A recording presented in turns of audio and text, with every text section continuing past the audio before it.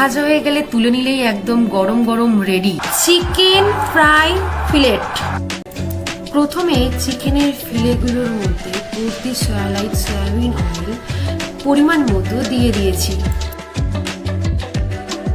তারপর পূর্তি সয়ালাইট soybean oil চিকেনের ফিলের মধ্যে ভালো করে মাখিয়ে নিতে হবে। এরপর এর মধ্যে পরিমাণ মতো লেবুর রস দিয়ে দেব। লেবুর রস ফিলের মধ্যে ভালো করে মাখিয়ে নেব। এবার পরিমাণ মতো নুন দিয়ে দেব।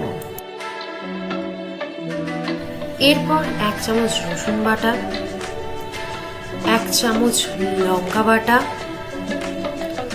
ও চিকেন মশলা দিয়ে দেব। এরপর মশলাগুলোকে চিকেন ফিলের দুপাশে ভালো করে মাখিয়ে নেব।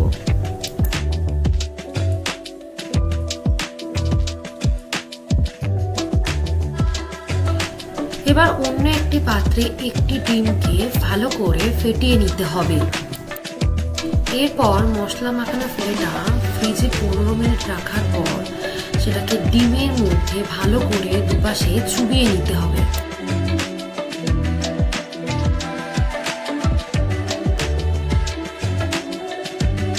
এরপর পূর্তি সয়ালাইট সয়াবিন অয়েল গরম ফ্রাইং প্যানের মধ্যে দিয়ে দিতে হবে।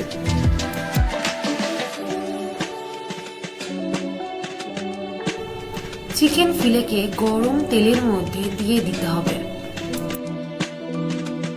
এবার লাল লাল ভাজা হয়ে গেলে তুলে নিলেই একদম গরম গরম রেডি। এবার শুনে নেব আমার শ্বশুর মশাইয়ের খেয়ে কেমন লাগলো। কেমন হয়েছে খেয়ে বলো।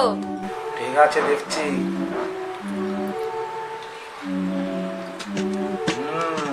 খুব ভালো হয়েছে।